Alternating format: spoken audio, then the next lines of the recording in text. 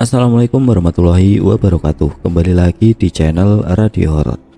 Untuk kisah kali ini ada sebuah kisah yang ditulis oleh akun Twitter @chillbanana313. Dan untuk kisah yang akan saya bawakan kali ini yaitu sebuah kisah yang berjudul Misteri Kebun Jengkol. Sebelum kita masuk ke ceritanya, tekan dulu tombol like video ini dan jangan lupa tekan juga tombol subscribe channel ini. Dan nyalakan juga lonceng notifikasinya agar tidak ketinggalan cerita-cerita lain dari channel ini. Dan bagi teman-teman yang ingin membaca langsung ceritanya, nanti silakan saja kunjungi linknya yang nanti akan saya sertakan di kolom deskripsi. Dan jangan lupa follow juga akun penulis. Dan seperti apa untuk kisah kali ini? Langsung saja kita simak berikut ini. Ini kisahku saat mengikuti Jumbara di salah satu tempat yang sangat angker. Tempat bekas pembantaian PKI terbesar yang pernah terjadi di kotaku. Apa kalian termasuk siswa atau siswi yang dulu atau sekarang pernah aktif di kegiatan ekstrakurikuler sekolah? Bukankah kegiatan ekstrakurikuler begitu menyenangkan? Harusnya sih. Kalau tidak, bagaimana mungkin kita mau mengikutinya, bukan? Aku termasuk anak yang gemar mengikuti kegiatan-kegiatan tambahan di luar jam wajib pelajaran sekolah. Salah satunya PMR. Aku terbilang aktif saat menginjak bangku SMP. Kalau pramuka ada yang namanya jambore. Di PMR disebut dengan Jumbara, Jumpa Bakti Gembira. PMR untuk tingkatan SMP disebut dengan PMR Madya.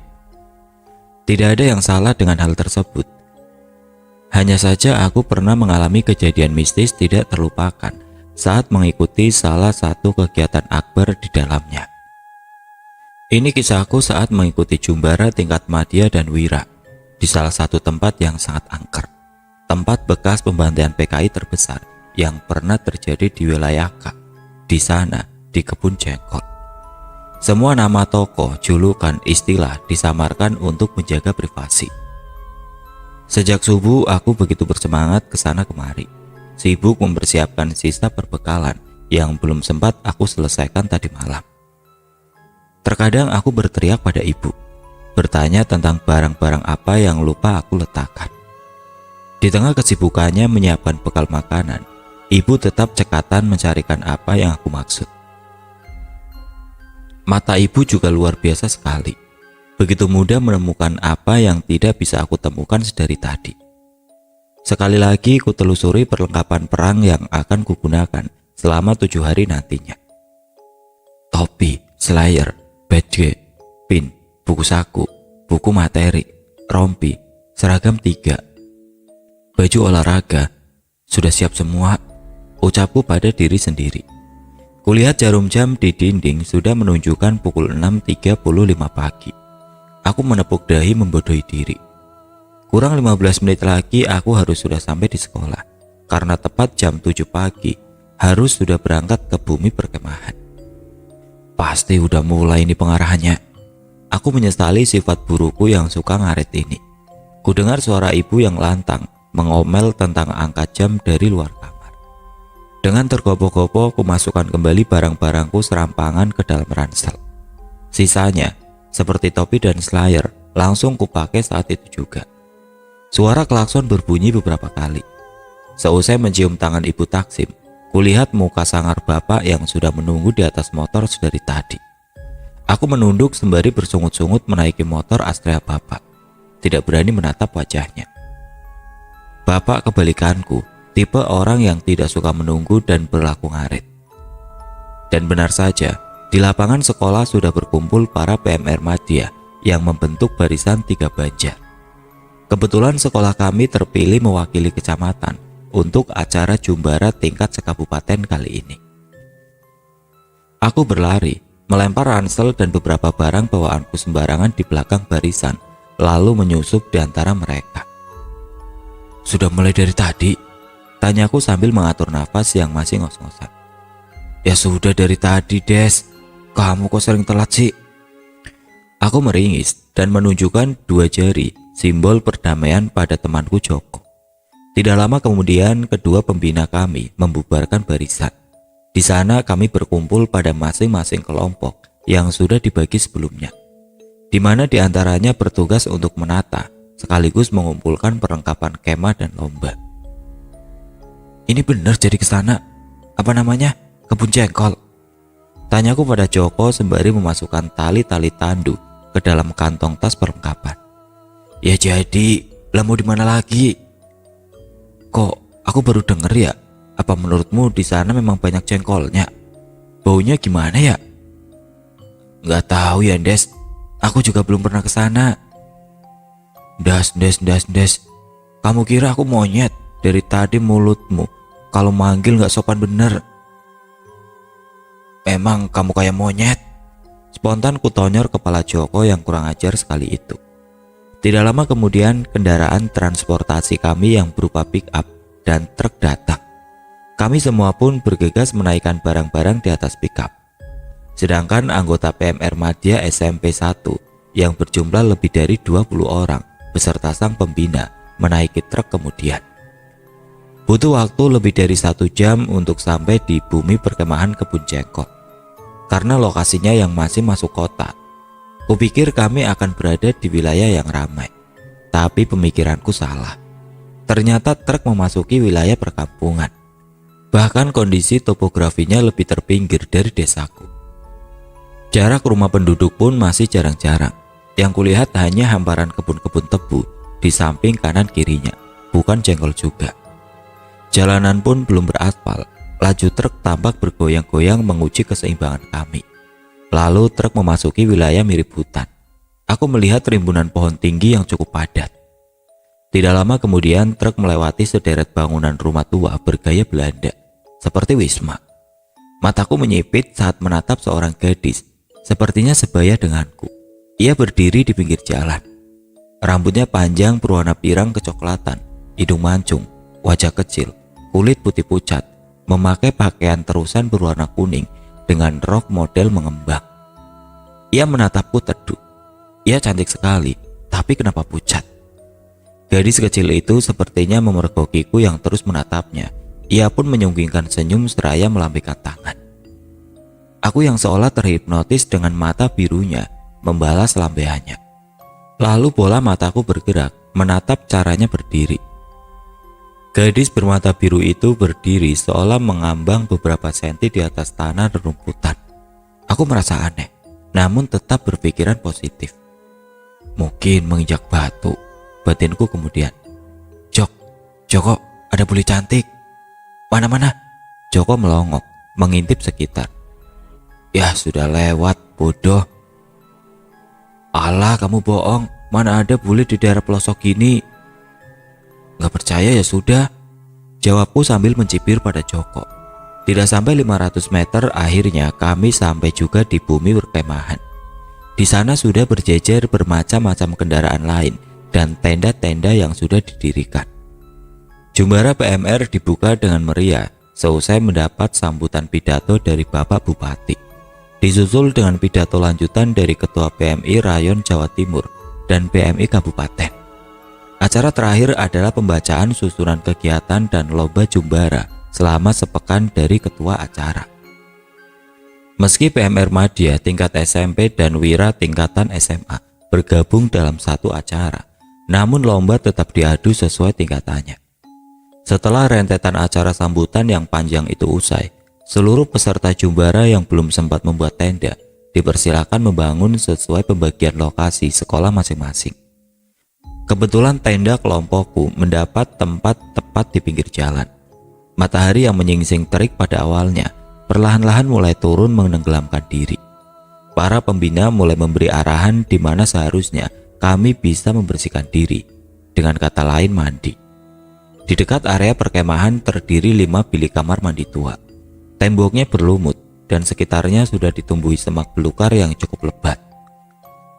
Ternyata antrian sudah memanjang seperti gerbong kereta api. Kurasa kelompok kami terlanjur telat mengantri. Lalu beberapa kakak panitia acara memanggil kami yang terlihat kebingungan. Mereka pun mengarahkan kami ke mobil pick up. Menurut mereka kita bisa mengantri mandi di Wisma. Jaraknya tidak lebih dari 500 meter. Di sana kamar mandinya lebih banyak. Kuliah juga sudah banyak pick up yang mengangkut anak-anak lain sudah berangkat. Tidak sampai 5 menit kami sudah sampai. Kulihat bangunan rumah Belanda yang kulewati tadi. Entah karena waktu sudah memasuki sore hari, wisma ini terlihat cukup menakutkan dibanding tadi. Lagi-lagi, kami menemui antrian yang sudah memanjang. Aku dan temanku menggerutu kesal. Sudah hampir 1 jam aku mengantri di salah satu bilik kamar mandi cewek. Namun antriannya itu tidak kunjung habis. Kulihat langit sudah berubah warna makin gelap. Tiba-tiba, tantri salah seorang teman kelompok menarikku keluar barisan. Aku sempat marah karena dia menghancurkan barisan antrian yang kudapat dengan susah payah. Tantri pun memberi penjelasan. Ada sebuah kamar mandi di kamar lantai 2. Daripada kamu kelamaan ngantri, nggak kelar-kelar antriannya. Dengan ragu aku pun mengikuti langkah tantri. Kami melewati lorong wisma, lalu menaiki selasar anak tangga yang terbuat dari kayu di pojok ruangan. Sampailah kami di sebuah ruangan yang kuduga memang kamar, karena di sana terdapat ranjang besi tua, lemari, meja, dan kursi model lama. Kulihat 2 orang gadis berdiri mengantri di depan pintu. Benar kata tantri, dengan begini kami bisa selesai mandi lebih cepat dan segera mengikuti kegiatan jumbara di malam hari dengan tepat waktu. Tidak butuh waktu lama, tinggallah aku dan tantri di sana. Tantri meminta masuk kamar mandi duluan karena ia bilang perutnya mendadak mules. Kini aku sendiri di kamar itu. Ya meskipun tidak benar-benar sendirian karena ada tantri di dalam sana. Hawa dingin pelan mulai menelusup di sela-sela ventilasi, merambati kulit, membangunkan bulu kuduk. Aku mulai merasa tidak nyaman. Aku bukan indigo, hanya saja aku sangat peka dalam merasakan hal-hal di luar nalar logika. Mungkin karena di rumah aku sudah terbiasa dengan hal-hal gaib dari barang-barang antik milik bapak. Sayup-sayup ku dengar seseorang bersenandung. Aku menajamkan pendengaran. Benar ada suara seseorang yang sedang bernyanyi, lirih, namun bernada riang. Tok tok, Tan, kamu nyanyi ya? Tanyaku setengah berteriak. Ah, apaan? Kamu nyanyi kan? Enggak, jawabnya lantang. Rasa khawatir mulai menggelayuti. Tan, cepetan kalau mandi, gak usah lama-lama kayak Putri Ayu. Lagi, ku dengar suara nyanyian itu semakin dekat, semakin jelas. Hening, kurasakan sekelebat bayangan melesat melewatiku. Dadaku berdegup kencang. Suara gayung berdebur keras dari dalam kamar mandi mengisi keheningan suasana di dalam kamar. Terdengar suara langkah kaki berlari kecil, seperti bolak-balik melewati luar kamar. Aku semakin menunduk. Bibirku bergerak membaca surat-surat pendek yang aku hafal. Langkah kaki itu terdengar semakin kencang suaranya. Kret. Ada seseorang yang duduk di atas ranjang besi di belakangku. Aku tahu karena di rumah juga memiliki ranjang besi lama yang sama. Setiap ada yang menaikinya, akan terdengar suara besi berderit dan bergerak. Aku melirik, tidak benar-benar berani menoleh. Meski sekilas, kulihat seorang gadis berambut panjang duduk di atas sana. Kakinya mengayun-ayun secara bergantian. Dan kau telah berjanji padaku untuk selalu hidup dan semati. Ia menyanyikan lirik lagu itu dengan suara lirik. Aku terkesiap, namun tetap kubaca doa-doa tanpa terputus. Tidak lama kemudian sosok itu beranjak dari tempatnya, berdiri dan berjalan mendekatiku. Aku semakin menunduk. Hawa sedingin es menerpa punggung belakangku. Sosok itu semakin mendekat. Hanya tinggal beberapa langkah lagi. Ceklek. Suara pintu terbuka. Tantri menampakkan diri dari sana. Di saat yang sama aku langsung menoleh. Sosok itu menghilang. Aku ingat, pikiranku seperti melaju kencang dalam kepala. Aku yakin telah melihat seseorang tadi. Mungkinkah itu hanya imajinasi? Namun bagaimana jika bukan? Kamu kenapa? Tanya Tantri yang sepertinya menangkap ekspresi pucatku. Enggak apa-apa. Ya sudah, buruan mandi, keburu malam. Aku ragu, apakah akan terus melanjutkan mandi atau sebaliknya tidak jadi saja. Tapi kulihat bajuku kembali basah karena berkeringat, dan pasti baunya aduhai sekali. Aku menghela nafas. Mendingan mandi saja daripada nanti menyiksa teman setenda dengan aroma semerbak yang kuhasilkan. Setelahnya aku memasuki kamar mandi, melakukan ritual mandi secepat kilat. Di dalam sana, lagi-lagi aku merasa ada seseorang berdiri di belakangku. Aduh, mandi aja masih diintip setan, keluhku dalam hati. Aku ketakutan, namun tetap berusaha bersikap berani, berharap sosok itu tidak mencium rasa takutku. Setelah selesai dalam berpakaian, cepat-cepat aku membuka pintu kamar mandi. Aku melongo, tidak ada siapapun di dalam kamar.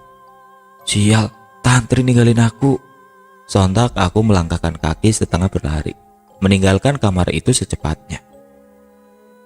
Aku berlari menuruni tangga dan mulai mengatur nafas saat mulai berada di lantai bawah lagi. Lorong dalam wisma terlihat sepi, tidak terlihat seorang pun di sana.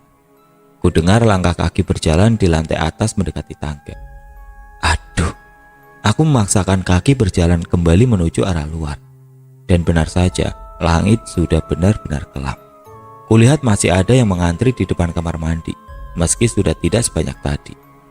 Mataku menelisik orang-orang, berharap bisa menemukan seseorang yang kukenal. Dahiku berkerut saat menangkap sosok yang sangat kukenal di antara mereka. Dia berada di antrian pertama, depan pintu salah satu kamar mandi. Aku pun menghampirinya. Loh Tan, ngapain kamu di sini? Masih mules ya? Tantri menatapku heran. Ngapain lagi ya, antri mandi lah. Mandi lagi? Bukannya kamu sudah mandi ya? Tanyaku memastikan. Gundulmu, aku ini sudah antri dari tadi. Dek, jangan bohong, bukannya kamu udah mandi barengan aku tadi di lantai atas. Kamu yang ngajak malah. Iya, memang tadi aku yang ngajak, tapi kan gak jadi karena lampu di lantai atas mati. Lalu aku balik lagi cari antrian mandi. Kukira kamu ngikutin balik di belakangku tadi. Emang gak jadi ngikutin aku? Aku terdiam. Aku berpikir keras. Aku kembali mengingat-ingat. Dan yang kuingat, aku mengikuti Tantri naik ke lantai atas. Lampu sana juga menyala, meskipun cahayanya temaram. Kalau bukan Tantri, siapa yang aku ikuti tadi? Karena penasaran, aku berjalan kembali ke lorong, mengintip kembali ke arah tangga dari lantai bawah. Yang kulihat di sana memang gelap, tidak ada cahaya lampu sedikit pun. Aku menempuk pelan kedua pipi dengan telapak tangan. Kudengar suara-suara aneh itu lagi. Aku pun bergegas kembali ke rombongan. Kami menaiki kembali ke atas bak pick up secara bergantian. Aku menatap ke seluruh bagian Wisma Belanda. Di sana, di salah satu jendela, kornea mataku menangkap satu sosok mengintip di balik jendela. Seorang gadis kecil yang pernah kulihat tadi. Gadis asing berwajah cantik, berkulit pucat. Gadis yang memiliki mata biru yang sempat menghipnotisku sesaat. Di mana mata indah itu sudah tidak nampak, berganti cekungan hitam yang kelam dan dalam. Gadis cilik noni Belanda itu tidak punya bola mata. Tersenyum padaku dengan seringnya mengerikan, seraya melambaikan tangan. Kini akan kuceritakan tentang para penunggu bilik kamar mandi di dekat bumi perkemahan. Entah bangunan bilik itu masih ada atau tidak sampai sekarang, aku tidak tahu. Keesokan harinya setelah seharian usai melakukan rentetan kegiatan jumbara sepanjang hari, aku memutuskan untuk mengantri di deret bilik ketiga. Alasannya, kalian bisa tebak dengan mudah. Tentu saja aku tidak mau bertemu dengan noni muda di Wisma Belanda itu lagi. Meski aku tahu bilik mandi berlumut ini tidak kalah seram penampakannya dari tempat sebelumnya. Sialnya lagi, kali ini aku mendapat antrian paling belakang karena baru saja usai piket membersihkan tenda. Di depanku ada salah satu teman sekolahku, Irma namanya. Aku sempat memohon padanya agar membiarkanku mengambil antrian lebih dulu. Tentu saja ditolak mentah-mentah. Namun aku mengajukan permintaan lain agar ia mau menungguku hingga selesai mandi. Irma pun setuju. Kalian pernah kuberitahu bukan kalau aku begitu sensitif dengan hal-hal semacam itu? Nah, orang lain di sini menyadari atau tidak, tapi aku merasa di sekitar sini mulai ramai. Mulai banyak suara dengan temperatur suhu rendah dan aura yang mulai berat. Mengingat senjakala sudah menampakkan wajahnya. Entah bagaimana di tempat kalian menyebutnya sandekala atau sandikolo, surup-surup, yang jelas waktu-waktu ini adalah saat bermain mereka. Hanya tinggal 6 orang saja. Antrian mandi saat itu juga tidak terlalu banyak. Ya mungkin beberapa peserta sudah ada yang mencicil mandi di siang hari untuk menghindari antrian berkepanjangan. Irma mulai memasuki bilik mandi. Tepat di saat pintu terbuka, kulihat ruang bilik temaram di dalam sana, bercahayakan lampu petromak yang sudah dinyalakan. Sialnya lagi, mataku menangkap sesuatu tepat di sebelah kanan pintu yang sedang terbuka. Separuh badan lusuh yang entah milik siapa, samar namun yakin itu benar ada. Belum lagi di balik pepohonan yang ada di belakang kami. Bisa kurasakan banyak mata-mata mengintip. Mendadak pikiran rindu kamar mandi rumah. Tiba giliranku, Irma sudah berada di luar, menyuruhku segera masuk ke dalam. Sebelumnya kakiku ragu untuk melangkah. Kepalaku sedikit melongok memastikan. Tidak kulihat lagi separuh badan lusuh itu. Aku tidak merasa lega sama sekali. Kalian akan tahu kenapa. Wes, cepat masuk ke dalam. Nungguin apa lagi sih kamu? Keburu makin gelap, tegur Irma kemudian. Tidak mungkin aku ceritakan apa yang kulihat tadi. Bisa-bisa Irma lari tunggang langgang meninggalkanku sendirian. Aku juga tidak mungkin tidak mandi. Badanku sekarang sudah lumayan gatel karena aktivitas padat seharian. Bentar, sabar dululah. Irma juga merasa tidak tenang. Kulihat kepalanya celingak-celinguk menengok sekitar. Tinggal 4 orang. Mungkin hawa negatif yang sudah bertumbuh besar saat ini cukup bisa mempengaruhi Irma. Apalagi aku. Melihat gelagat itu dengan terpaksa kakiku melangkah ke dalam. Beneran ya, aku jangan ditinggal, ucapku memastikan sebelum akhirnya menutup pintu bilik. Tidak kusangka bilik ketiga ini begitu luas. Tidak seperti kamar mandi pada umumnya. Bahkan untuk berjalan mencapai arah bak mandi dari pintu membutuhkan 10 langkah mungkin. Tepat di tengah-tengahnya ada sebuah tangga kayu yang menjulang ke arah ventilasi atap yang ditutup kaca. Ada sedikit bantuan cahaya langit dari atas sana, selain lampu petromak. Karena tidak ada gantungan apapun di pintu maupun di tembok, kugunakan saja tangga itu sebagai penggantung baju dan handuk. Saat tangan mulai bergerak mengguyurkan air, saat itu juga mereka muncul. Dugaanku salah jika di dalam bilik hanya ada satu. Tepat di pojok kanan kiri belakangku ada 2 sosok berdiri di sana. Bagaimana aku bisa tahu? Saat aku memejamkan mata demi melindungi kornea mata dari aliran air, di saat itu juga sosok mereka terlihat jelas. Ini bukan seperti kita menghayal atau membayangkan sesuatu.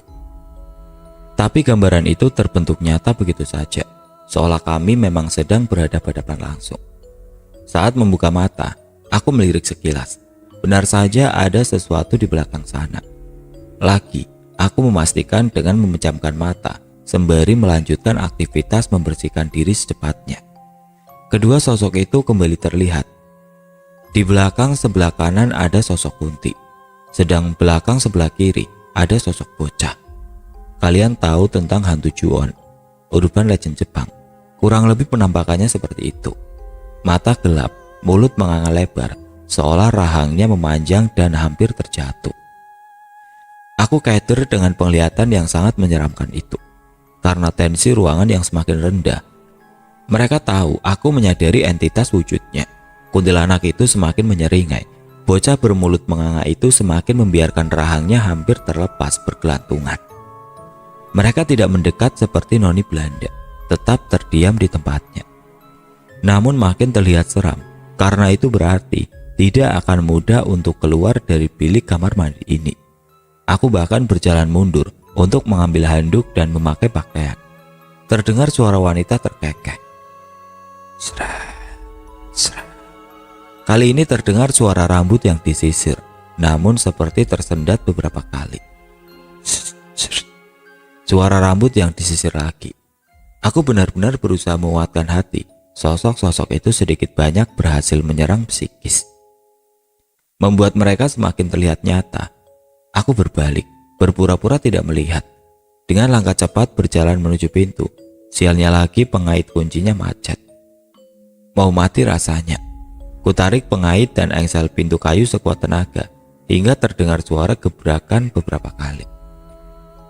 Kini keduanya saling berhadapan. Lebih tepatnya mereka memutar dirinya ke arahku. Terdengar suara hembusan nafas di gendang telinga. Akhirnya, setelah membaca sholawat ke-7, aku berhasil membuka pengait itu. Aku keluar. Aku tengok kanan kiri, tidak ada siapapun. Lagi-lagi aku ditinggal. Sudahlah, bodoh amat, segera kembali ke tenda lebih baik. Brak! Pintu kamar mandi menutup dengan sendirinya. Spontan aku yang terkaget langsung berlari. Ketika melewati tembok jalan keluar barisan bilik kamar mandi, aku menabrak seseorang pemuda seusiaku. Aku yang terpental ke tanah, dia yang mengumpat. Cok! Awalnya pemuda itu terlihat marah karena aku tabrak sedemikian rupa. Namun ekspresinya mendadak berubah saat melihat wajahku yang pucat pasi. Aku sempat terbengong sepersekian menit. Bukan karena terpesona melihat si pemuda layaknya dalam adegan film-film romantis remaja. Tapi aku berusaha menenangkan diri. Setelah beberapa saat aku pikir yang kutabrak adalah setan, saking parnonya. Sekali lagi dia menatapku, lalu menatap ke arah belakangku.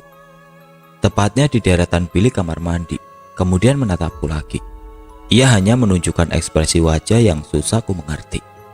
Ia mengulurkan tangan, namun aku berdiri sendiri sembari memunguti perlengkapan mandiku yang berserakan di tanah. Kamu gak apa-apa? Tanyanya kemudian.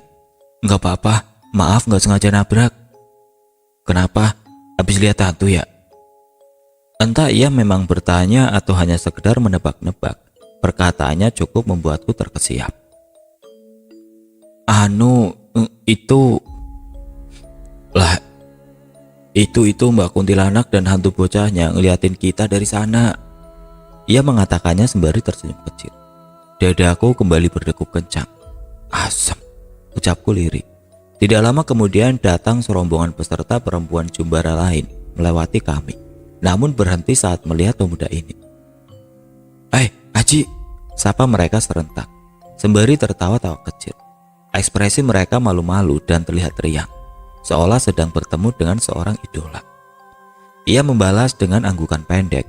Aku sendiri merasa awkward melihat pemandangan tersebut. Lalu kembali melihat pemuda yang dipanggil Aji. Kuamati ia dari bawah sampai atas dan baru kusadari si Aji ini memang good looking. Nanti perform main gitar lagi kan? Tanya salah seorang perempuan berambut panjang yang wajahnya lumayan. Lihat saja nanti. Perform ya Ji, nanti kita semua pasti lihat. Permainan gitarmu keren banget soalnya. Ujar si gadis berambut panjang dengan nada sedikit manja. Aku seperti mau muntah mendengarnya. Kali ini Aji hanya tersenyum, tanpa mengucapkan sepatah kata pun. Lalu rombongan gadis-gadis itu berjalan meninggalkan kami ke arah bilik kamar mandi, sembari tertawa cekikikan. Kini aku memandang Aji lekat dengan mimik penasaran. Aji yang melihat ekspresiku menyipitkan mata. Apa? Kamu bisa lihat kan? Tanyaku penasaran. Lihat apa? Aku menoleh ke arah kanan dan kiri. Sedikit mendekatkan diri, Aji melangkah mundur karena risih. Demit, bisikku kemudian.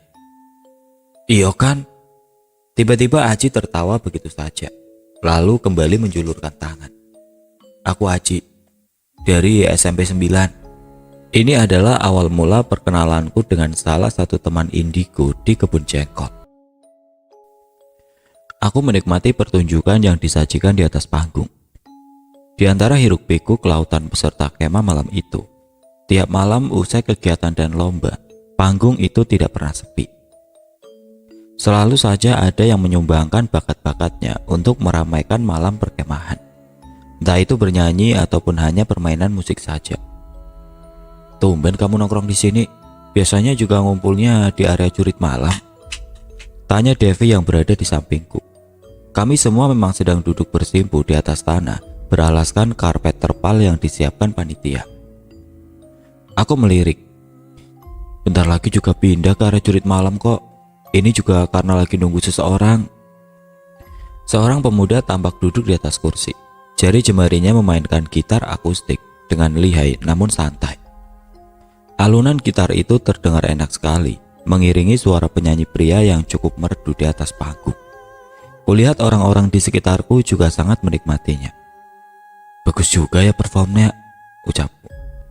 Kemana aja kamu kok baru tahu? Cibir Devi kemudian. Kukibaskan tanganku padanya karena suara cemprengnya yang cukup memegahkan telinga. Tidak lama kemudian terdengar sorak-sorai dan tepukan meriah yang terarah ke atas panggung. Aku sumringah.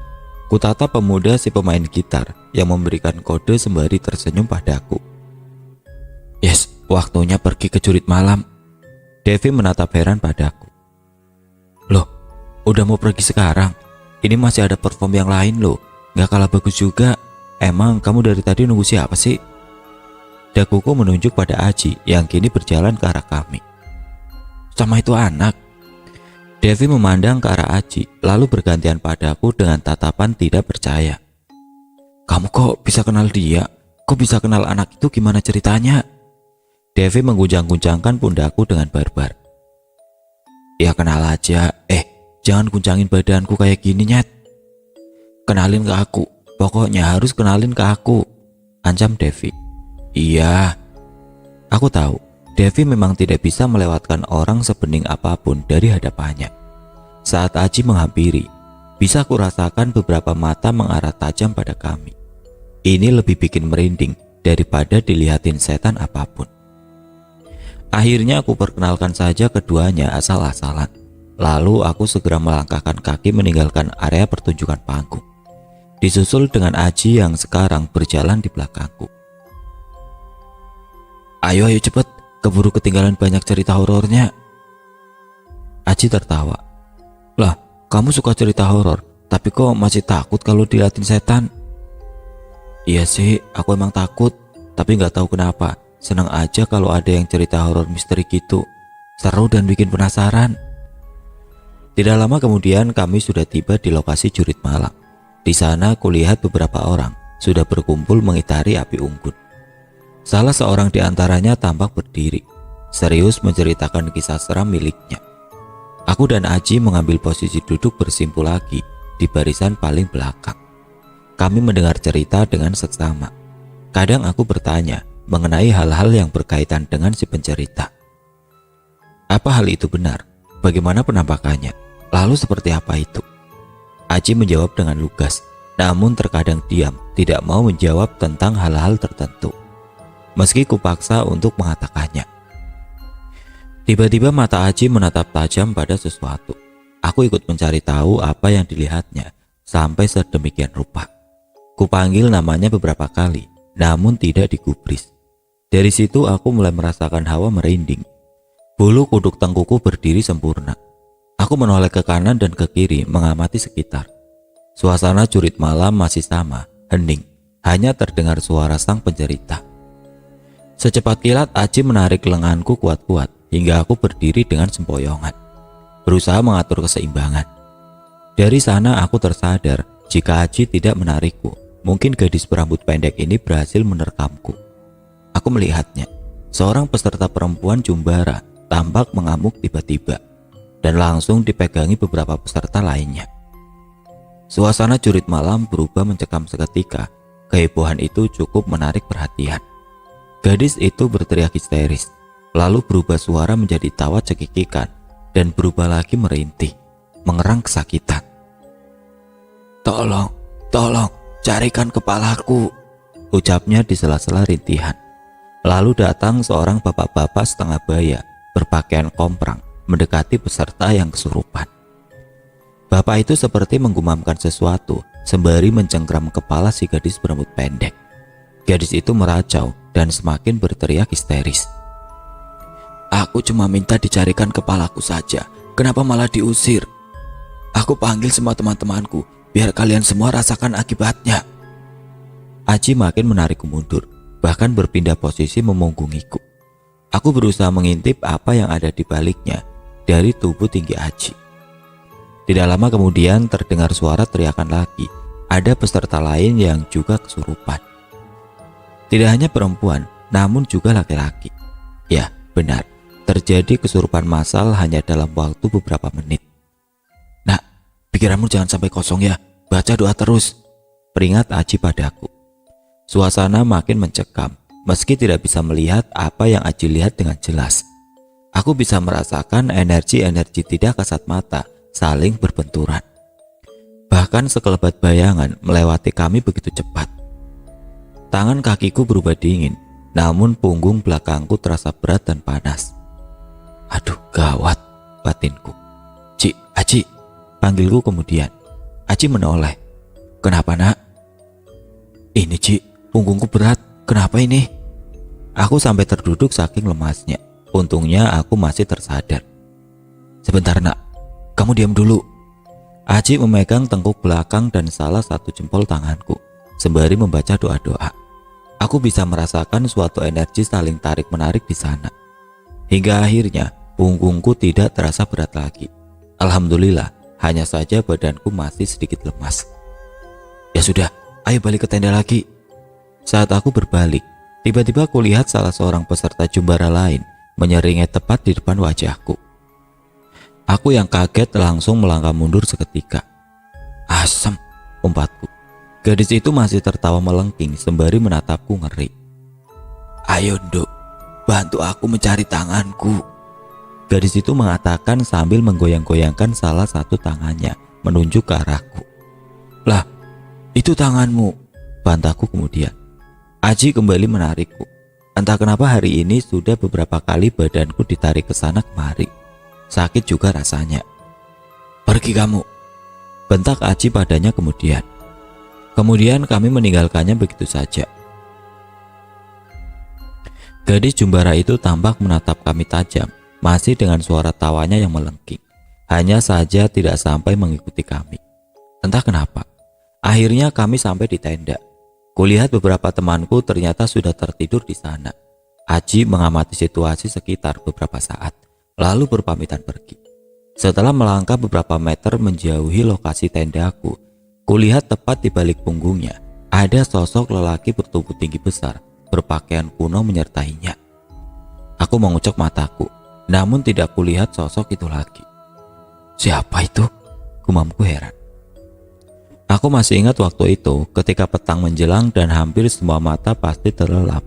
Aku mendengarnya, suara langkah kaki kuda, lalu roda-roda yang melaju melewati atas tanah. Sesekali terdengar kuda yang meringkik. Kupikir itu memang delman yang sedang melintas. Sudah aku ceritakan bukan, bahwa tendaku kebetulan terletak di sisi jalan. Dan benar saja, kulihat sekilas bayangan delman atau dokar yang melintas yang terlihat dari dalam tenda. Awalnya aku berusaha berpikir positif. Mungkin saja memang sang kusir baru selesai menarik penumpang. Tapi lama-kelamaan merasa ganjil juga. Delman itu selalu melintas antara pukul 1 atau 2 dini hari. Dan entah kenapa tiap delman itu lewat, aku selalu terjaga. Seolah-olah memang harus menyambutnya.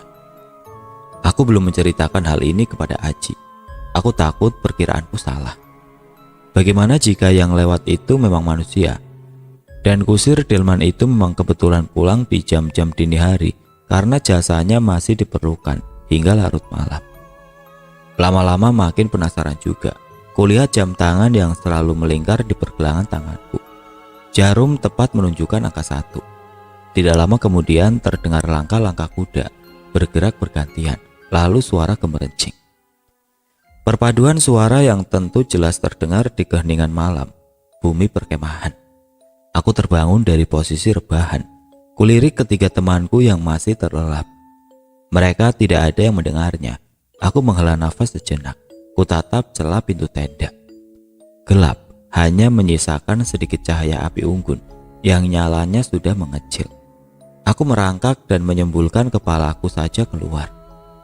Benar-benar sepi. Aku sangat yakin sudah tidak ada yang terjaga lagi. Mungkin. Kurasakan angin dingin sepoi-sepoi menerpa wajahku. Prak, prak, prak. Aku menoleh dan bergerak keluar tenda akhirnya. Sepertinya delman itu sudah bergerak lumayan jauh dari tendaku. Dan itu memang benar-benar delman beserta kusirnya. Sayang sekali tidak begitu terlihat jelas karena minimnya pencahayaan. Samar ku dengar suara wanita cekikikan, saling bersautan. Hal itu cukup mengagetkan dan menakutiku. Hingga aku langsung saja berlari dan membelasakan badanku ketika memasuki tenda. Debuk. Sial, ngagetin aja. Kamu habis ngapain memang? Umpat Tantri setengah terjaga karena kupepet begitu saja. Maaf, ada hantu di luar, sautku di balik selimut yang sudah menutupi wajahku. Hantu apa? Jangan aku nakutin kamu. Gak tahu, pokoknya tidur aja. Entah Tantri mendengar suara itu atau tidak, aku tidak peduli. Bahkan kurasakan tubuhku diguncang-guncang karena rasa penasaran Tantri, tapi tetap tidak kugubris. Tantri mulai capek sepertinya, lalu membiarkanku. Seiring berjalannya waktu, aku sudah tidak mendengar suara tawa lagi, karena entah bagaimana sudah terlelap begitu saja. Malam keesokan hari aku mendengarnya, suara deru delman beserta loncengnya. Kali ini jam 2 dini hari. Mataku memang terbangun, tapi kubiarkan saja. Mengingat malam lalu malah disambut Mbak Kunti, meski hanya mendengar suara tawa khasnya saja. Tapi kali ini sedikit aneh. Sepertinya delman itu berhenti. Kulihat sebuah bayangan berdiri di depan tenda, masih dengan pencahayaan temaram dari luar. Namun bayangan itu terlihat jelas dari dalam. Mataku memincing, memastikan apa yang kulihat tidaklah salah. Apa itu? Bayangan seorang lelaki berdiri mematung di depan sana. Tapi bayangan itu membuatku merinding dan membeku seketika. Karena apa yang kulihat ini akan membuat ngeri siapa saja. Bayangan itu terlihat tidak utuh sempurna. Kepalanya menghilang, menyisakan setengah leher yang terputus. Di tangan sebelah kanan seperti membawa pecut. Aku membaca doa-doa, anehnya bibirku tidak mampu bergerak. Ada apa ini? Bayangan itu semakin mendekat dan kini tepat berada di luar pintu tenda. Tidak kudengar suara hewan malam apapun saat itu. Bahkan suara angin yang biasa mengerisik dedaunan kering pun tidak ada. Tiba-tiba saja sepasang kaki kotor dengan sisa-sisa tanah pasir yang melekat melayang di atasku. Sebagian tubuhnya menembus atap tenda. Kurasakan dadaku semakin sesak. Baru kusadari bahwa aku mengalami sleep paralysis. Aku tidak mampu berpikir jernih karena rasa panik yang mendera. Lalu ku dengar suara aneh tepat di atasku. Suara serak orang yang tercekik. Tapi bagaimana bisa tercekik jika kepala saja tidak punya? Lalu dari mana asal suaranya? Entahlah, aku tidak punya waktu memikirkan hal itu. Suara orang tercekik itu makin menambah kengerianku. Masih kupaksakan ujung jariku bergerak dengan susah payah. Sepertinya persediaan oksigenku juga makin menipis.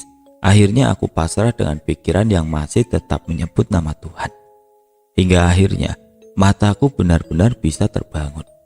Sosok itu sudah menghilang. Aku menoleh di sekitar. Hal apa yang akhirnya membuatku bisa bergerak? Kulihat tidak ada seorang teman setendaku yang menyentuhku. Namun sebuah ranting kayu tergeletak di dekat kakiku. Aku menendang keluar tenda. Ada seseorang di luar sana. Kali ini aku yakin dia manusia. Meski samar, aku cukup familiar dengan sosok itu.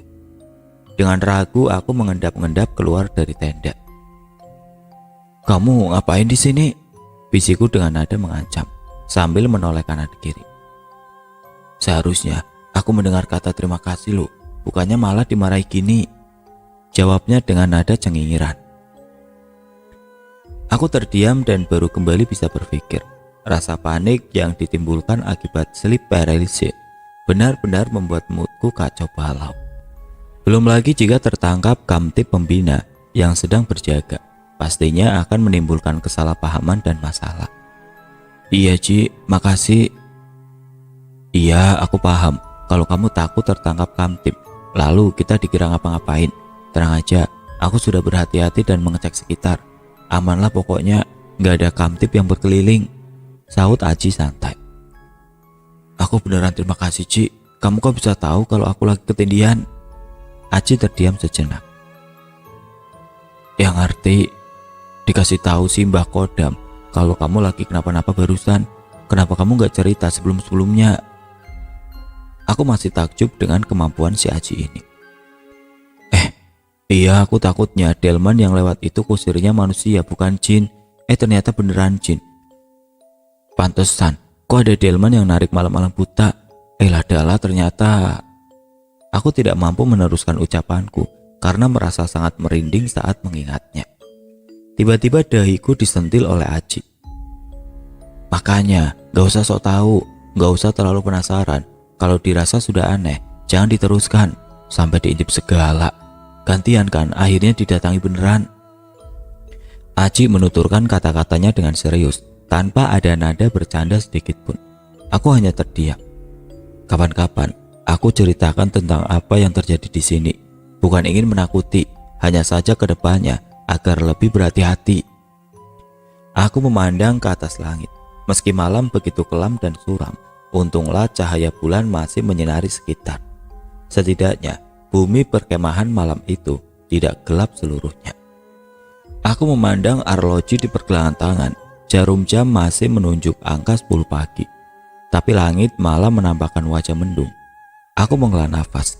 Kupandangi ketiga temanku yang masih berdiskusi mengenai lomba pertolongan pertama, di mana memang sudah tiba giliran kelompok kami. Joko dan Anwar bertugas sebagai pengangkat tanduk, Vita sebagai korban, dan aku sebagai pemandu sekaligus pengarah. Tidak lama kemudian terdengar suara sirine. Tanda waktu perlombaan sudah dimulai. Vita yang bertugas sebagai korban mulai memisahkan diri dan berkumpul di pos korban. Sedang kami bertiga mempersiapkan perlengkapan. Para peserta jumbara tingkat madya gelombang kedua berkumpul di tengah lapangan sesuai kelompok. Tepat di sebelah kanan kulihat Aji berserta kelompoknya. Dia memandangku sambil cengengesan. Dasar gak jelas, gumamku lirih. Meski kami berteman baik, tapi di medan perlombaan kami tetaplah lawan. Kini ganti kulihat Joko dengan ekspresi aneh.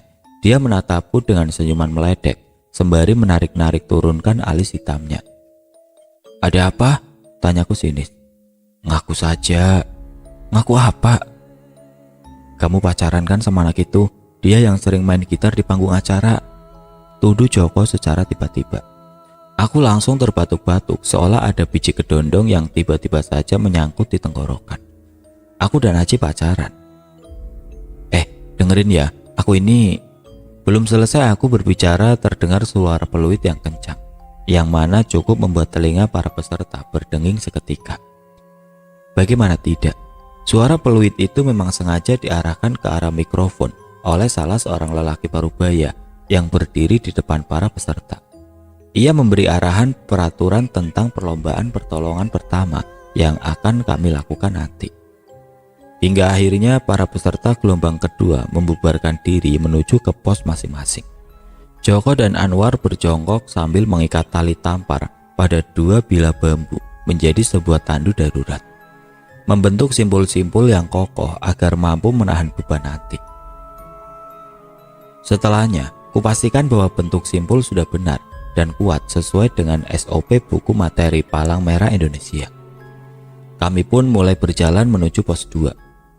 Mengambil perlengkapan P3K yang mana akan digunakan sebagai simulasi menolong si korban. Aku masih ingat, waktu itu kelompok kami mendapat tugas menolong korban kecelakaan lalu lintas. Jadi di pos kedua, aku pun mengambil kain kasa, perban, dan kapas yang lumayan banyak, sekedar berjaga-jaga jika memang korban menderita luka luar yang cukup parah. Karena kami tidak tahu bagaimana kondisi korban nanti di pos ketiga. Menuju pos 3 ternyata kami harus berjalan lumayan jauh melewati sebuah kolam danau yang belum pernah kulihat sebelumnya. Meski masih siang, bisa kurasakan hal yang kurang mengenakan ketika melewatinya. Bulu kuduku sedikit meremang, entah mengapa. Tidak bisa kubayangkan jika aku harus melewati kolam ini sendirian di malam hari. Yang benar saja, siapa yang mau melakukannya? Akhirnya kami sampai juga di pos 3. Kami melapor pada panitia penjaga dari kelompok mana kami berasal. Panitia tersebut memberikan kami arahan di mana kami harus menemukan korban kami, si Vita. Dan yang aku temukan adalah Vita tergeletak dengan properti sepeda ambruk berada di sebelahnya. Kepala beserta bagian tangan kakinya dibuat seolah berlumuran darah. Tentu saja darah itu hanyalah tetesan obat merah yang sengaja dibalurkan kemana-mana, bahkan mengenai bajunya. Entahlah, aku tidak ingin membayangkan bagaimana ia mencucinya nanti. Dalam rekonstruksinya, Vita adalah seorang korban tabrak lari dari sebuah mobil yang melaju kencang. dan panitia pun mulai memberikan tugasnya pada kami. Apa yang harus kami lakukan dalam menolong korban kecelakaan pada pertolongan pertama. Kami pun mendekati Vita, lalu menganalisa seberapa parah lukanya. Kemudian memulai prosedur penyelamatan. Setelah Joko dan Anwar mengangkat tubuh Vita ke atas tandu darurat dengan mudah. Karena berat Vita memang cukup ringan, kuharap kalian mengingat ini. Kami menandu Vita tanpa kesulitan yang berarti dengan berat badannya, karena badan Vita terbilang kurus dan kecil. Hanya saja ketika menuju ke pos 4, kami menemukan sedikit kendala yang cukup aneh. Saat melewati sebuah pohon rindang yang besar, tiba-tiba saja Joko dan Anwar hampir menjatuhkan tandu. Aku sedikit terkejut, apalagi Vita yang hampir terhempas ke tanah. Untunglah hal itu tidak pernah terjadi. Joko dan Anwar berhasil menahan tandu itu, tetap mengambang di atas tanah. Ada apa? Cok, Vita jadi berat. Sial, berat badanku nggak nyampe 37. Bantah Vita tidak terima. Sumpah, kami kok jadi berat banget gini sih, Fit? Habis makan apa kamu? Sial, aku gak makan apa-apa, War. Yang ada, aku malah dibaluri obat merah di seluruh badan. Jangan ngarang lah, lagian kalian pas ngangkat aku tadi juga gak ada masalah kan? Aku, Joko, dan Anwar saling berpandangan. Ya memang benar apa yang dikatakan Vita. Kami tidak ada masalah saat menandu Vita dari pos sebelumnya. Hingga akhirnya entah mengapa pandangan mataku mengarah pada pohon besar yang berdiri kokoh tidak jauh dari sana. Seolah ada sesuatu yang memberitahu bahwa kesulitan yang kami alami berasal dari sana.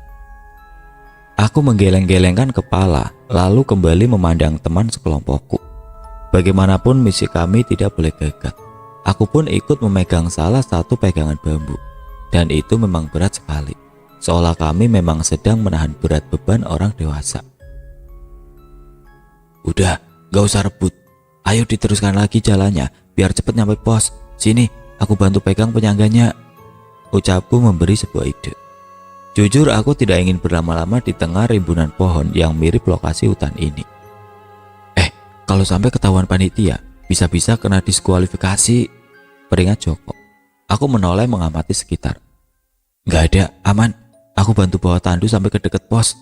Tapi tolong awasi sekitar ya. Jaga-jaga kalau ada panitia pengawas nantinya. Joko dan Anwar saling berpandangan. Udah gak usah terlalu banyak mikir kalian, biar cepet nyampe pos juga. Katanya aku berat. Saut Vita masih dengan mulut mencibir. Tampak ia masih sangat kesal sekali karena menjadi yang tertuduh secara tiba-tiba. Akhirnya kami bertiga sepakat kembali melanjutkan perjalanan memandu Vita dengan sekuat tenaga. Selama dalam perjalanan beberapa kali tandu mengalami ketidakseimbangan dan hampir terjatuh karena posisi menyangga yang tidak sejajar disertai dengan berat Vita yang berubah tidak wajar. Tidak lama kemudian, beberapa meter di depan, pos keempat sudah mulai terlihat. Aku pun melepaskan pegangan secara perlahan. Di sana kulihat raut wajah Joko dan Anwar yang terlihat semakin menegang karena menahan beban yang semakin berat. Kukibas-kibaskan kedua tanganku yang terasa kram. Sial, berat banget, umpat Joko sekali lagi. Aku hanya menghela nafas melihat ketiganya. Kresak, kresak, kresak. Tolong, tolong. Spontan kami berempat menoleh ke sumber teriakan. Kami melihat 3 orang peserta jumbara dari kelompok belakang berlari melesat melewati kami, disusul dengan seorang peserta lelaki lain yang tampak ikut berlari dengan pandangan mata kosong dan bibir yang tertutup rapat. Anehnya dia berlari dengan tangan bersedekap di depan dada sambil mengejar ketiga temannya yang ada di depan. Asem, apalagi nih? Seperti yang diduga, saat tiba di pos keempat, kami menemukan pemandangan yang cukup mencengangkan. Terjadi tarik-menarik di antara satu peserta dengan beberapa panitia. Bukan, lebih tepatnya panitia-panitia itu sedang menahan seorang peserta jumbara yang kulihat berlari dengan tangan bersedekap tadi. Meski tidak menggunakan kedua tangannya, tapi peserta laki-laki yang kuduga memang kesurupan itu tampak lebih kuat dari 4-5 orang yang berusaha menahannya sekuat tenaga. Matanya masih kosong namun menatap tajam pada sesuatu. Aku pun ikut mengarahkan pandangan ke arah mana mata itu tertuju. Di sana 3 peserta jumbara lain tampak ketakutan melihat teman satu kelompoknya bertingkah demikian. Aku dan teman-temanku menoleh satu sama lain.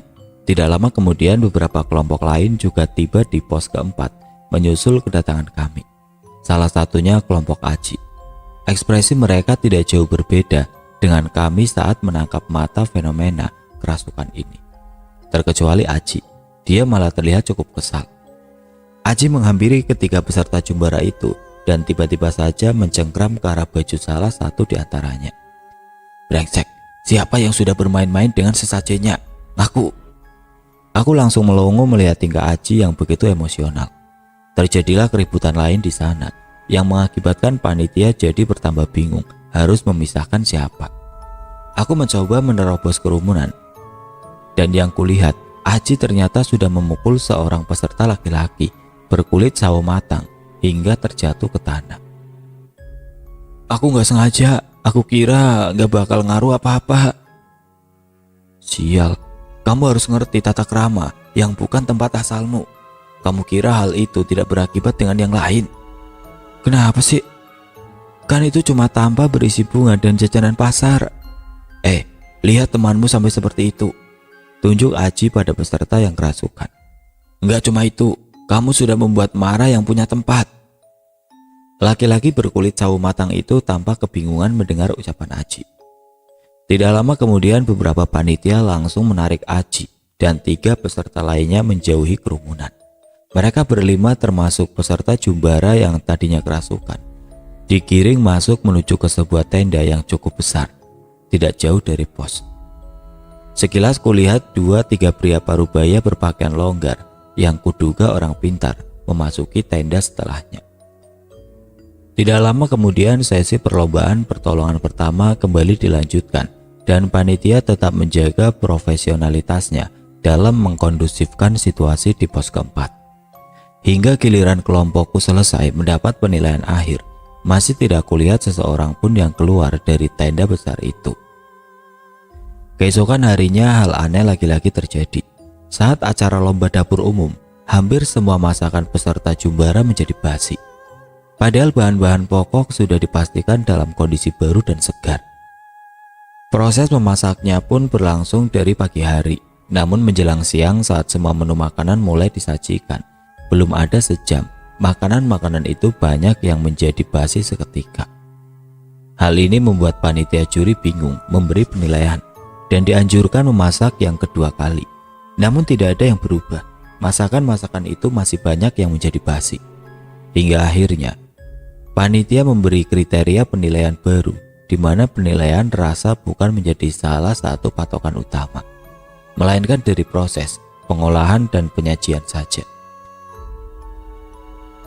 Aku mencoba mencari tahu apa yang sebenarnya terjadi hari itu dan mencari Aji, namun entah kenapa, aku malah jarang melihatnya.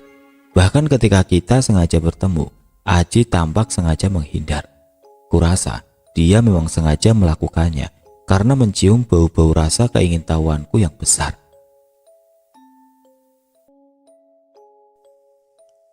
Keesokan harinya hal aneh lagi-lagi terjadi. Saat acara lomba dapur umum, hampir semua masakan peserta jumbara menjadi basi. Padahal bahan-bahan pokok sudah dipastikan dalam kondisi baru dan segar.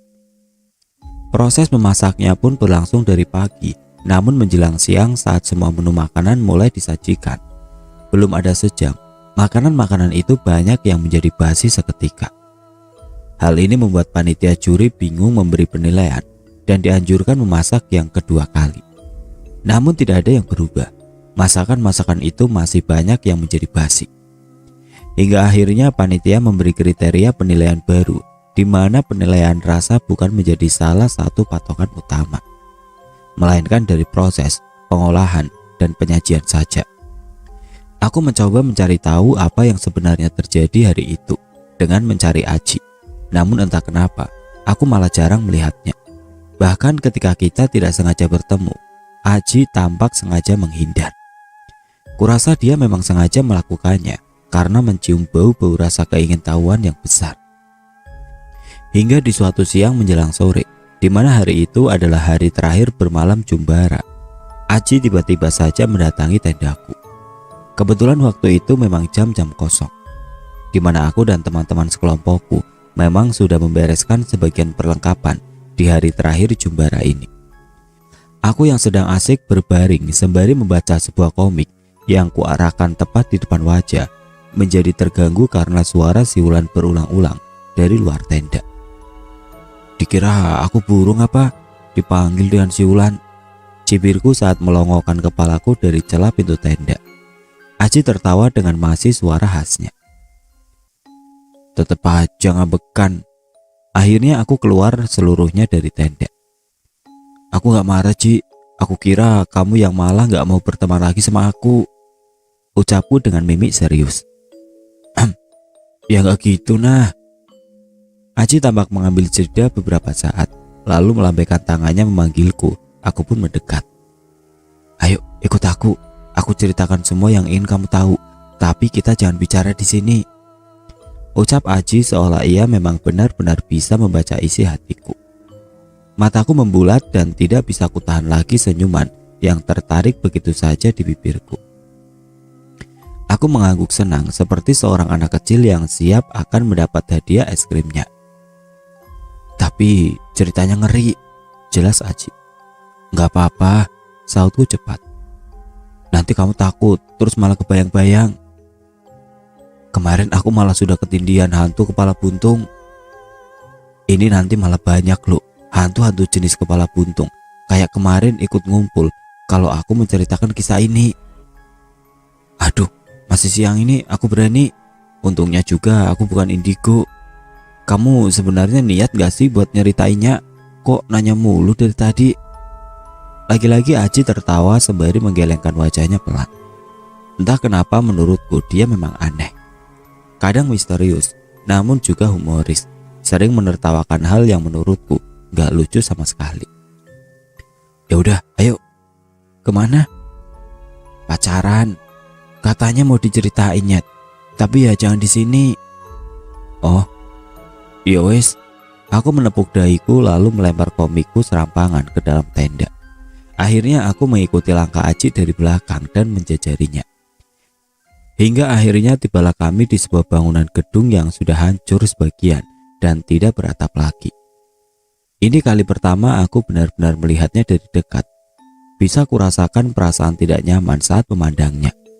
Bangunan ini adalah gedung kebun jengkol yang bersejarah itu. Kamu pernah tahu tidak, dulunya bangunan ini bekas apa? Celetuk Aji tiba-tiba. Aku menggeleng. Bekas apa emang? Aji menoleh dan menatap serius padaku. Bekas pembantaian PKI. Yang benar. Aji mengangguk pelan tanpa mengucap sepatah kata pun. Seketika bulu kuduku meremang. Perasaan tidak nyaman yang aku rasakan sebelumnya ternyata benar. Pantas saja hawa kelam seolah menyelimuti tempat ini, membuatnya masih terlihat angker meski di siang hari. Kamu tahu dari mana, Ci? Buku sejarah?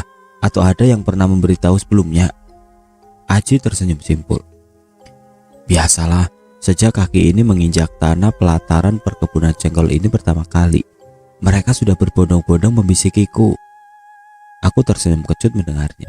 Tidak bisa kubayangkan jika aku memiliki kemampuan seperti Aji. Bisa mendengar dan melihat hal-hal yang tidak kasat mata, yang mana sesuatu itu bisa saja dalam bentuk dan rupa yang tidak menyenangkan dalam setiap waktu. Lalu Aji malah melangkahkan kaki masuk ke dalam bangunan itu. Loh Ci, Aji, panggilku. Aji menoleh sekilas dan memberi kode untuk mengikutinya. Meski ragu, akhirnya aku memilih mengikuti pemuda bertubuh jangkung itu daripada sendirian saja. Aji menatap bangunan tua dengan seksama. Matanya meneliti setiap inci sekat dan ruang-ruang yang tidak utuh lagi. Sesekali tangannya meraba bagian tembok yang berdebu dengan lumut yang menempel sebagian di antaranya. Aji memang tampak diam. Tapi aku tahu dia sedang berbicara dengan sesuatu saat menatap tajam area-area kosong tidak berpenghuni itu. Aku yang tidak begitu mengerti apa yang dilakukannya, hanya mengikuti dalam diam. Meski tanganku terus-menerus bergerak mengusir nyamuk-nyamuk yang dari tadi berusaha menghisap darah dari tangan dan kakiku. Tidak berapa lama kemudian, Aji tiba-tiba saja menarik tanganku keluar dari bangunan itu. Sesekali lagi aku menoleh ke belakang, menatap bangunan itu. Masih senyap, kosong, tidak melihat sesuatu yang aneh selain dari aura angkernya saja. Aku menatap Aji masih terus berjalan, namun tetap bergeming. Hingga akhirnya kami kembali ke bumi perkemahan. Hanya saja Aji malah mengajakku membeli sate bekicot di salah satu pedagang kaki lima, yang mana ujung-ujungnya malah cilok yang aku beli, karena memang aku tidak doyan dengan sate bekicot. Kami singgah di bawah pohon beringin yang cukup rindang sembari menikmati jajan yang baru saja dibeli, sedikit menjauhi hiruk-pikuk manusia. Apa kalian berpikir aku tidak bertanya-tanya tentang sikap aneh Aji barusan? Tentu saja aku penasaran.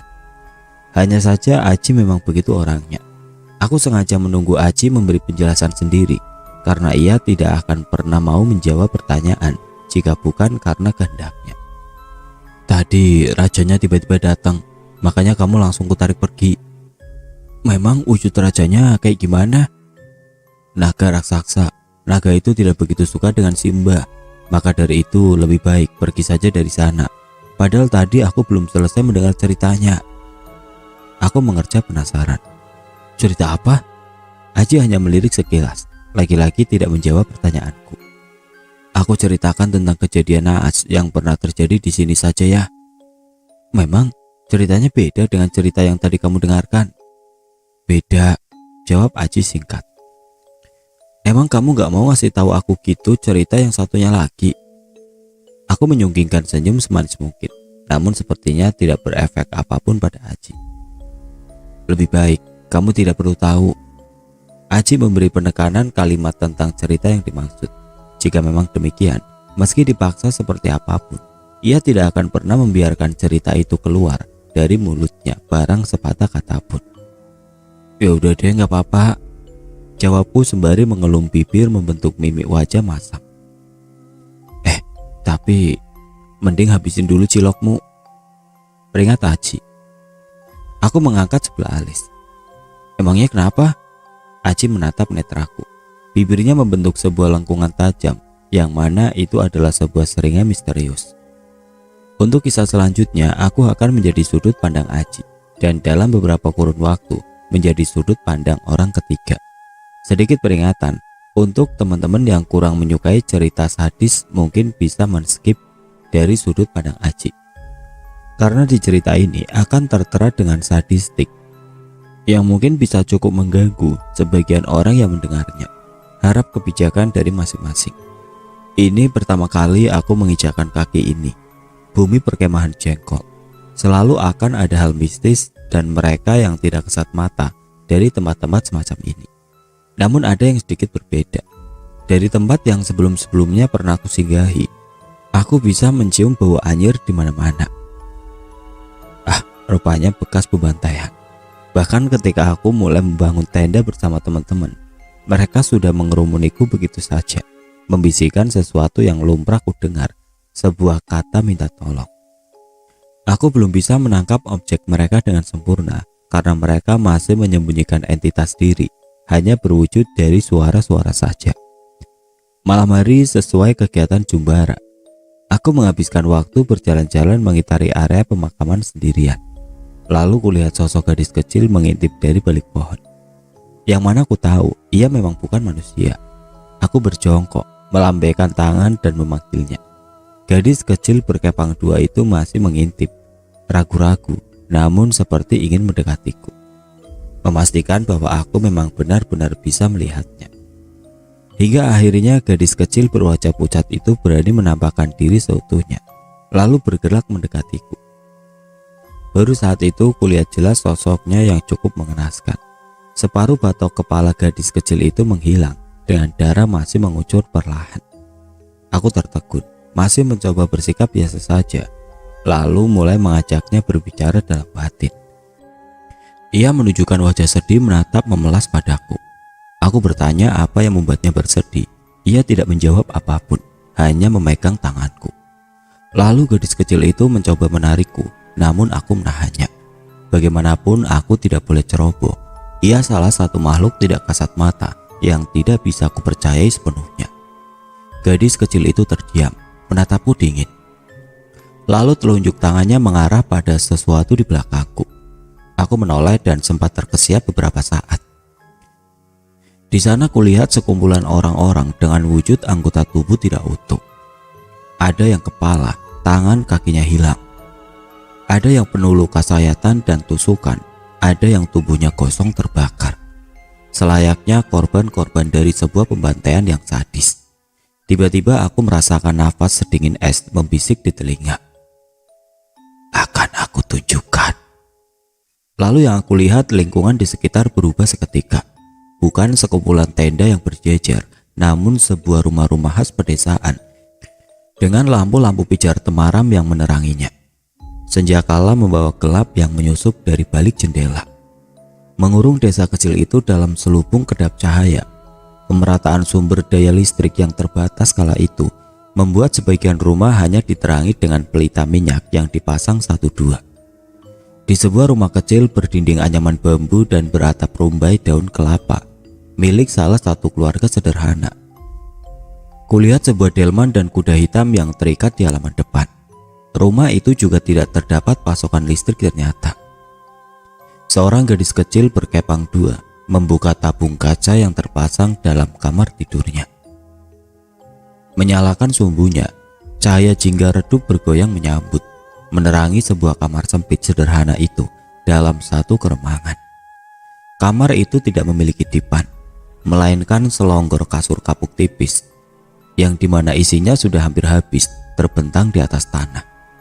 Gadis kecil itu mengintip dari sela jendela kayunya yang terbuka, lalu tersenyum sumringah menatapku yang berada di luar. Tidak lama kemudian ia menutup jendela kayu kamarnya secara perlahan. Baiklah, sekarang aku mengerti. Ini adalah kilasan balik memori masa lalu yang ingin mereka tunjukkan padaku. Tidak lama kemudian, suasana malam yang tenang itu berubah mencekam. Mereka datang. Segerombolan pria berselimutkan aura dendam dan mencekam. Raut wajah mereka serempak menunjukkan ekspresi dingin tanpa senyuman. Tatapan tajam dilesatkan bak anak panah kepada apapun siapapun yang dilihatnya. Berbagai jenis senjata tajam, mulai dari parang, golok, kelewang, hingga celurit, menggantung rapat di tangan masing-masing. Beberapa di antaranya memakai sarung sebagai penutup wajah, hanya menyisakan sepasang mata tajam yang siap mengunci sasaran. Mereka berjalan cepat menyatroni desa kecil itu, mulai menyusuri tiap-tiap rumah. Cepat keluar semua, kudengar herdikan di antara mereka. Suaranya merambat dengan jelas di udara hingga menyentuh kasar gendang telinga, lalu menggedor paksa tiap pintu rumah. Tidak pandang bulu, bisa aku dengar kayu-kayu penghalang itu berderik hingga hampir jebol sepertinya. Tidak lama kemudian ku dengar suara-suara keterkejutan yang berubah menjadi ketakutan hingga teriakan. Saya mohon ampun, kami sekeluarga bukan anggota PKI. Gak usah kebanyakan alasan, kalian semua sudah pasti para pembantu PKI. Jengkol sudah terbukti menjadi markas PKI, kalian mau membantah apa lagi ya? Mohon ampun, saya bukan PKI, saya bukan. Puk. Terdengar suara pukulan. Seorang pemuda tampak dipukuli bagian tengkuknya hingga ambruk. Belum selesai ia menggeliat karena kesakitannya. Sebuah kaki menendang keras tepat di ulu hati. Lalu ditendang lagi di perut, punggung, dan injakan beruntun tepat di kepalanya. Darah mulai mengucur dari wajah dan hidung. Pemuda itu terbatuk-batuk. Tangannya berusaha menggapai langit-langit, namun kembali ditendang untuk kesekian kali. Keluarganya menjerit, memohon ampun agar mereka menghentikan perbuatannya.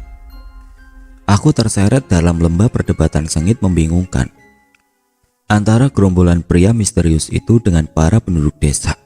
Bola mataku tidak henti berlari ke sana kemari, menyelam jauh dalam pikiranku sendiri dengan visual yang ditangkap oleh retina. Menerawang apa yang akan terjadi selanjutnya pastilah tidak akan baik. Jangan menghabiskan waktu, seret semua keluar dari rumah masing-masing, perintah seseorang kemudian. Tidak butuh waktu lama, ku dengar suara hiruk-pikuk para penduduk yang bercampur dengan tangisan, berteriak meronta-ronta meminta pengampunan. Dengan suara jerit histeris para wanita di sela-sela tangisan. Mungkin mereka sadar bahwa sebentar lagi kejadian buruk akan segera menimpa mereka. Tidak terelakkan, selang beberapa saat terdengar suara pekikan penuh kesakitan. Bersamaan dengan itu, ku dengar suara layaknya seseorang yang menebas batang pohon pisang berulang-ulang. Suara mengerikan itu terdengar di seluruh penjuru desa kurasa. Riuh namun mencekam. Kulihat beberapa warga mulai berlarian, berusaha menyelamatkan diri dari para penjagal. Beberapa ada yang lolos, namun yang tidak beruntung akan dieksekusi saat itu juga. Tua, muda, anak-anak, bahkan wanita pun menjadi incarannya. Kulihat para penjagal misterius itu menebaskan sajamnya tidak sembarangan. Beberapa seperti sudah terlatih bela diri. Nyatanya, hunusan parang dan celurit mampu menebas beberapa anggota tubuh, bahkan kepala manusia dengan mudahnya. Mataku berhasil menangkap suatu titik. Gadis kecil itu dan ibunya berhasil kabur. Meski harus meninggalkan ayah mereka yang sudah tergeletak di atas tanah tanpa kepala. Entah mengapa aku mengikuti mereka, meski sudah tahu hidup mereka tidak akan selamat. 3 orang pria berpenutup wajah mengikuti. Langkah kaki kecil itu terseok-seok demi menyamakan langkah ibunya. Meski tertusuk duri, tertusuk kerikil tajam karena tidak memakai alas, mereka menahan rasa sakitnya demi bertahan hidup. Rasanya aku ingin menggendong gadis itu dan membawanya lari sejauh mungkin. Namun itu tidak mungkin karena aku sadar ini hanya memori kilasan balik masa lalu yang tidak nyata. Dan benar saja, tidak butuh waktu lama mereka berhasil dicegat. Keduanya diseret dengan sangat kasar, menyaruk tanah bak menyeret seekor binatang. Sang ibu memberontak sekuat tenaga demi menyelamatkan sang anak yang diseret sama sepertinya. Bisa kulihat kulit beberapa bagian tubuh mereka mengelupas hingga berdarah. Setelah beberapa meter, keduanya dihempas dengan kasar di atas tanah. Gadis kecil itu meraung menangis sejadinya. Bukan sebuah rayuan menenangkan, namun tendangan kasar yang didapatkan berhasil membuat tubuh kecil itu terpelanting hingga terhempas keras di sebuah batang pohon. Ia terbatuk-batuk mengeluarkan darah di sela-sela bibirnya. Suara tangis itu tersedat antara rasa sakit dan napas yang sesak. Ibunya berteriak histeris saat si gadis kecil kembali ditendang karena tidak mau berhenti menangis. Ia merangkak menahan kaki-kaki itu, membiarkan tubuhnya menjadi tameng menggantikan sang anak. Terdengar suara gemetak tulang-tulang yang patah. Hingga akhirnya, kepala atas sang ibu dicengkram kuat-kuat. Belum sempat aku mengedipkan mata, sebuah parang telah menebas lehernya dengan cepat, menyisakan hembusan angin dingin yang kosong namun tidak berbekas. Semburat darah mengucur dari leher yang setengah menganga namun tidak putus. Hingga tebasan kedua berhasil membuat kepala itu terpisah dari tubuhnya. Sang anak melotot tidak mampu berkata apa-apa melihat hal yang begitu mengerikan seumur hidupnya. Lagi, tangan lain ganti menjambak rambut si gadis kecil. Ia sudah pasrah. Sebuah golok menancap di batok kepala bagian belakang. Cak, cak. Aku seperti mendengar sebuah kelapa yang sedang dipacak berulang-ulang. Bedanya yang kulihat adalah kepala bagian belakang manusia. Gadis kecil terjerambab, menelungkup di atas tanah. Aku melihat darah dari seorang anak manusia tidak berdosa mengalir membasahi bumi. Belum tuntas rasa keterkejutanku, tiba-tiba saja aku sudah berada di tempat yang berbeda. Aku berdiri di sebuah bangunan besar bergaya Belanda. Tidak jauh berbeda dengan yang ada di desa. Di sana suasana ramai dan mencekam telah berlangsung. Terdengar suara tembakan saling berdesing membalas. Bahkan suara yang tidak asing yang pernah aku dengar sebelumnya. Suara orang yang seolah menebas pohon pisang secara berulang-ulang. Lagi kusaksikan pemandangan mengerikan. Namun orang-orang ini saling balas tebas-menebas, bunuh-membunuh tanpa ampun. Mereka bertikai, tidak bisa kubedakan lagi mana orang baik dan jahatnya. Kedua kubu saling beringas berseteru. Ada hal-hal aneh yang kulihat. Beberapa di antara mereka tidak mudah mati. Ada yang sudah ditebas berulang kali, namun tidak luka sedikit pun. hanya oleng atau terjatuh saja. Beberapa orang tampak berulang kali menebas tubuh seorang pria Tambun dengan kelewang, dibantu dengan temannya yang memegang parang berukuran besar namun tidak juga mempan. Pria bertubuh Tambun itu masih kuat, bahkan membalas perlawanan dengan cukup imbang meski sudah dikeroyok dan ditebas sana sini. Tiba-tiba ia berhasil mencengkram leher salah satunya, mencekik, lalu memutar kepala seorang pemuda jangkung hingga patah. Hal itu membuat rekan-rekan sang pemuda jangkung murka dan kembali menyerangnya bertubi-tubi. Entah bagaimana, salah satu rekannya datang membawa sebuah tongkat rotan. Dipukulnya si pria Tambun hingga terjatuh. Senjata tajam tidak mampu menembusnya, namun sebuah tongkat rotan berhasil melumpuhkannya. Tidak beberapa lama, kekuatan kebal pria bertubuh Tambun itu menghilang. Para pemuda itu akhirnya berhasil menebas dan melukai kulit, bahkan menembus dagingnya. Pria Tambun itu memekik kesakitan. Lalu salah seorang lagi mencengkeram rambut atasnya hingga terdongak. Digoroknya nadi leher pria Tambun dengan mudah, menyisakan darah yang mengucur deras ke bagian bawah lehernya. Didorongnya tubuh besar itu menelungkup ke atas tanah. "Mati kamu PKI." Dan benar, kulihat sebuah kain merah berlambang palu arit terlilit di salah satu lengannya. Kejadian lain kulihat lagi, sekumpulan wanita tampak berkumpul bersembunyi di sebuah ruangan. Mereka ketakutan, tampak menahan nafas sekuat tenaga. Klak, klak, klak. Sebuah kusen tampak bergetar kasar seolah mau dibuka paksa. "Keruaninya ada di sini," teriak salah seorang yang ada di luar. Tidak lama kemudian terdengar suara gebrakan. Pintu didobrak dengan paksa dari luar. Para wanita itu mundur perlahan, menempel di dinding tembok paling belakang. Wajah mereka tampak pucat pasi dan berkeringat. Tidak butuh waktu lama, pintu itu terpelanting, terbuka, membentur dinding dengan kerasnya. Suara teriakan kembali mengerus kasar gendang telingaku. Sekumpulan orang yang berhasil menerobos masuk, menyeret beberapa keruani. Sebagian lagi dieksekusi di tempat yang sama.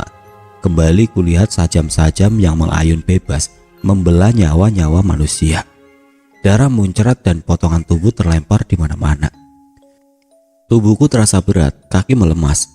Terpuruk jatuh menyentuh tanah, aku bergetar hebat. Otakku tidak mampu menerima tangkapan visual hal mengerikan dengan apa yang terjadi. Aku berusaha mengatur nafas yang kian menderu, memaksa kinerja jantung memompa lebih cepat dari biasanya. Mereka membunuh sesamanya bak membunuh seekor lalat, dan perbuatan keji itu dilakukan secara terang-terangan, tanpa sungkan, tanpa belas kasihan. Lagi kulihat mata para sang penjaga. Dari sorot mata mereka tersirat rasa dendam yang teramat mendalam. Aku pun tidak tahu apa yang mereka alami hingga hilang rasa kemanusiaan. Aku menganga mendengar kisah Aji yang begitu mencengangkan. Untunglah aku telah berhasil menghabiskan cilok sebelumnya. Aku juga tidak bisa membayangkan berada di posisinya yang diberi penglihatan secara langsung, melihat pembantaian sadis di depan mata tanpa tahu harus berbuat apa. Aji tersenyum getir setelah itu. Sepertinya memori kelam itu akan sangat sulit dilupakan. Tidak terasa waktu berjalan cepat. Langit berubah warna menjadi gelap seluruhnya. Untunglah bulan terlihat penuh dan bintang-bintang tampak lebih jelas dari bawah bumi perkemahan. Malam ini adalah malam perpisahan Jumbara. Acara perpisahan tampak meriah. Panggung diisi dengan sebuah pentas dan karya seni dari para peserta dan panitianya, yang mana sebelumnya diisi dengan pengumuman para pemenang lomba Jumbara berikut penyerahan hadiahnya. Sekolahku berhasil memenangkan beberapa di antaranya. Jarum menunjukkan angka 9. Panggung mulai diisi dengan persembahan para pembakat musik dari para peserta yang ingin menyumbangkan karya mereka. Kulihat Aji menenteng gitar akustik kesayangannya, berdiri di sebelahku. "Kamu perform bentar lagi, Ci?" "Iya dong," sautnya nyengir. "Sok iya banget deh. Lalu siapa vokalismu?" Siapa ya?" "Siapa?" tanyaku penasaran. "Rahasia," jawabnya sok misterius. Aku berdeci memandang malas ekspresi wajah yang dibuat sok keren. Tidak berapa lama kemudian ku dengar MC di panggung memanggil nama Aji untuk perform selanjutnya. Mendengar nama Aji, sontak ku dengar suara tepukan nan riuh. Bahkan di antaranya berteriak memanggil nama temanku yang satu itu dengan histeris. Aji sudah berdiri di atas panggung. Ia duduk di sebuah kursi yang mana ada sebuah mic dan tongkat sebagai penyangganya. Kepalaku jelenguk ke sana kemari, menunggu siapa kali ini yang jadi si vokalis.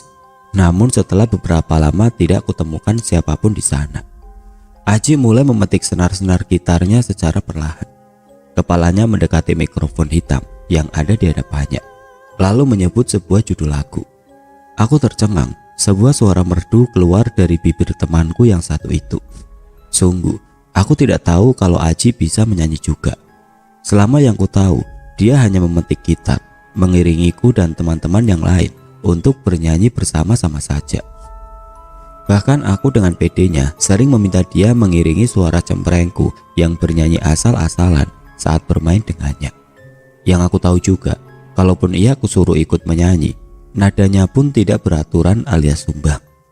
Bahkan saat menyanyi lagu dengan nada tinggi, suaranya pun datar, bahkan seolah hampir putus rasanya. Tapi kenapa di panggung ini suaranya 180 derajat berbeda? Apa Aji sedang kerasukan hantu penyanyi? Tapi kulihat-lihat lagi, ia masih tampak normal-normal saja di depan sana. Entahlah, rasanya kesal seolah dibohongi. Namun bangga juga punya teman yang multi talent begini, pikirku. Penampilan Aji kembali disambut dengan tepukan dan sambutan yang lebih riuh dari sebelumnya. Tampaknya mereka semua juga cukup terkejut sama sepertiku. "Ci, kamu bisa nyanyi ternyata. Kenapa kalau nyanyi di depanku, kamu buat-buat sok fales gitu sih?" Seloroku heboh saat ia turun dari panggung dan menghampiriku. Aji kembali dengan cengir khasnya. "Kenapa? Aku jadi nambah ya gantengnya kalau nyanyi." Aku memasang mimik ingin muntah saat mendengar pertanyaannya. Namun Aji kembali tertawa sembari mengusap rambutku. Malam itu adalah malam terakhir Jumbara, di mana aku memiliki macam-macam pengalaman yang tidak terlupakan di dalamnya. Dan mungkin di antara kalian juga memiliki pengalaman menarik dan menegangkan di acara serupa yang tidak terlupakan seperti Banana. Aku dan Aji masih berteman baik, masih sering berkomunikasi juga, hingga memasuki bangku sekolah menengah atas. Komunikasi kami terputus, karena aku yang melanjutkan sekolah di luar kota, dan dia pindah keluar daerah bersama keluarganya yang entah di mana. Negeri kita pernah memiliki masa lalu kelam sebelum terang kemerdekaan datang. Semua tempat memiliki kisahnya masing-masing. Ingatlah, selalu menjaga sopan santun dan tata krama dimanapun kita berada.